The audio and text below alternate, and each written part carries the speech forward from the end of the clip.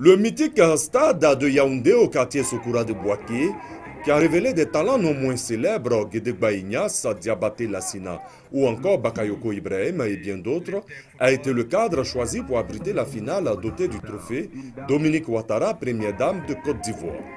Après un mois de compétition qui a réuni 12 équipes, ce sont le centre de formation Djamourou Bouaké en rouge et l'Interfootball Club de Koko Bouaké en vert qui s'affrontent pour la finale.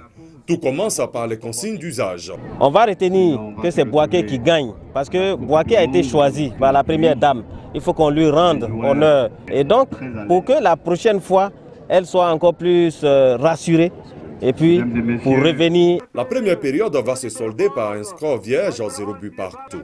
Les entraîneurs profiteront de la mi-temps pour passer les dernières consignes. À la reprise, les académiciens de Djamourou vont bien réciter leurs leçons. Dans les 5 premières minutes, ils vont, comme on le dit, tuer le match avec 2 buts successifs. Bien en place, Djamourou va contenir les assauts répétés de Koko, se créant même parfois d'autres occasions de but.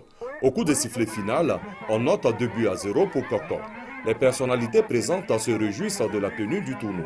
Monsieur le préfet de région, préfet du département de Bouaké, avec l'ensemble des autorités locales, tiennent à remercier cette grande dame au grand cœur.